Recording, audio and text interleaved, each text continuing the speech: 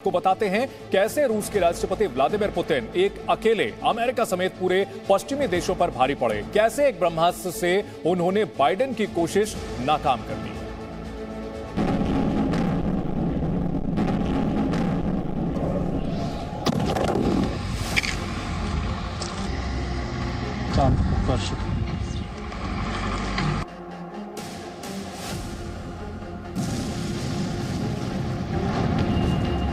न यूएस रोक पाया, न यूएन रोक पाया।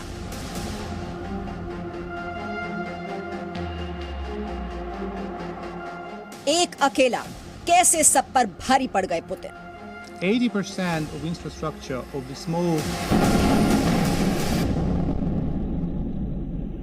कीव पर रूस का हमला लगातार तेज हो रहा है।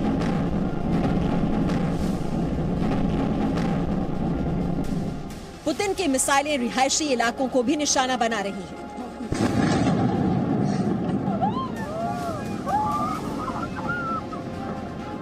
लेकिन अमेरिका समेत वो सभी पश्चिमी देश जो दुनिया के दादा बने फिर रहे थे, वो यूएनएससी यानी संयुक्त राष्ट्र सुरक्षा परिषद में रूस के खिलाफ निंदा प्रस्ताव तक पास नहीं करा सके, तो पराक्रम क्या दिखाएंगे। खाक। Russia chose to violate Ukraine's sovereignty, to violate international law, to violate the UN Charter. We and Albania, in consultation with our allies and partners, have proposed this draft resolution holding Russia to account for its aggression against Ukraine. This resolution condemns Russia's aggression. संयुक्त राष्ट्र सुरक्षा परिषद में America और उसके सहयोगी देशों ने रूस के खिलाफ निंदा प्रस्ताव पारित करने की पूरी तैयारी कर ली थी। यूएनएससी का दरबार भी सजा, वोटिंग शुरू हुई। काउंसिल के सभी 15 मौजूदा सदस्य देशों को वोटिंग करनी थी। इनमें से 11 देशों ने रूस के खिलाफ वोट किया। रूस के खिलाफ वोट करने वाले देशों में America, Britain, France, Albania, Brazil, Gabon, Ghana, Ireland, Kenya, Mexico और नॉर्वे शामिल रहे। और 3 देश यूएनएससी में वोटिंग के दौरान मौजूद नहीं रहे। ये 3 देश थे भारत, चीन और यूएई यानी संयुक्त अरब अमीरात। अब बचा 15वां देश, तो वो खुद रूस है जिसने निंदा प्रस्ताव पर वीटो कर दिया। और इस तरह यूएनएससी से रूस के खिलाफ निंदा प्रस्ताव पारित नहीं हो सका। ये अमेरिका के लिए एक और हार की तरह थी। Let us never forget that this is a war of choice, Russia's choice. Russia chose to invade its neighbor. We have seen heart-wrenching images of fathers sobbing as they say goodbye to their young children and sending their families away, as they send their families away to safety while they stay behind to defend their country.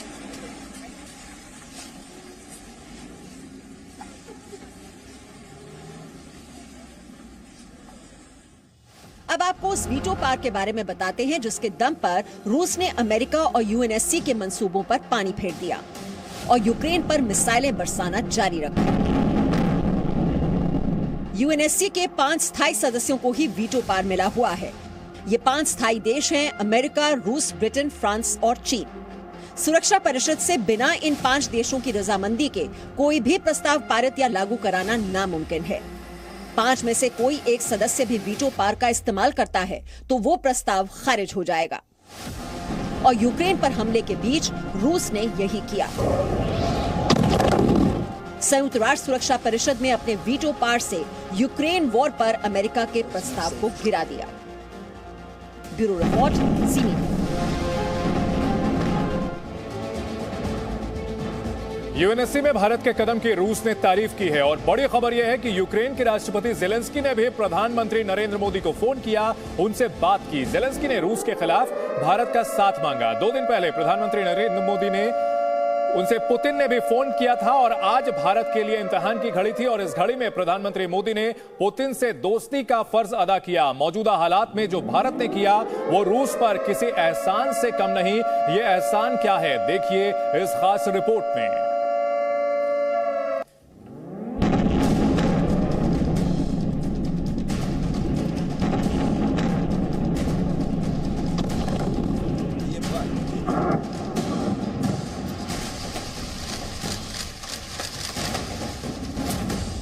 Bharat का यह एहसान नहीं भूलेंगे Putin.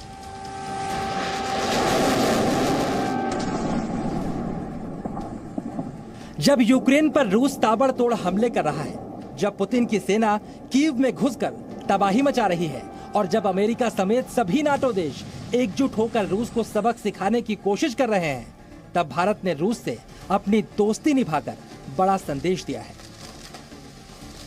अब सवाल है, भारत ने रूस से दोस्ती कैसे निभाई?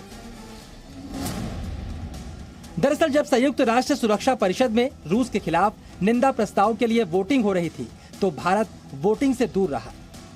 अमेरिका और पश्चिमी देशों के दबाव के बावजूद भी भारत ने रूस के खिलाफ वोट नहीं किया।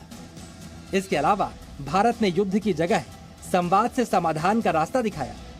वहीं तनावपूर्ण माहौल में भारत ने फैसला किया कि भारतीय वायुसेना ब्रिटेन में अगले महीने होने वाले कोबरा वॉरियर अभ्यास में हिस्सा नहीं लेगी। Dialogue is the only answer to settling differences and disputes. It is a matter of regret that the path of diplomacy was given up. We must return to it.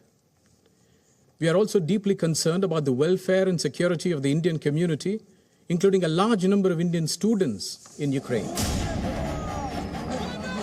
एक समय में जब Ukraine पर हमला करने की वजह से रूस चारों ओर से घिरा है, दुनिया पुतिन के दुश्मन बन बैठी है, तब भारत का यूएनएससी में वोट नहीं करना भी रूस के लिए संजीवनी की तरह है। इसे आप ऐसे भी कह सकते हैं कि प्रधानमंत्री नरेंद्र मोदी ने आखिर पुतिन से दोस्ती निभा दी। 24 फरवरी की रात ही प्रधानमंत्री नरेंद्र मोदी और व्लादिमीर पुतिन की फोन पर बात हुई थी। ये बातचीत यूक्रेन वॉर पर ही थी, जो करीब 25 मिनट तक चली थी। फोन पुतिन की तरफ से आया था और उस बातचीत में पुतिन ने मोदी को यह आश्वासन दिया था कि रूस के हमले के दौरान यूक्रेन में रह रहे भारतीय नागरिकों को कोई नुकसान नहीं होगा। पीएम मोदी ने पुतिन को भी यही समझाया कि रूस और नाटो के बीच जो भी मतभेद हैं, उन्हें बातचीत से ही सुलझाया जा सकता है। उन्होंने फौरन युद्ध बंद करने और कूटनीतिक तरीके से मसला हल करने की नसीहत दी। हालात सामान्य होने चाहिए, हम लोगों की ख्वाहिश तो यही। 25 फरवरी की शाम तक खबर यह भी आई कि पुतिन यूक्रेन के राष्ट्रपति जेलेंस्की के साथ बातचीत करने के लिए भी तैयार हो गए, लेकिन इसके लिए उन्होंने जेलेंस्की के सरेंडर की शर्त रखी, जिसके लिए यूक्रेन के राष्ट्रपति तैयार नहीं हुए।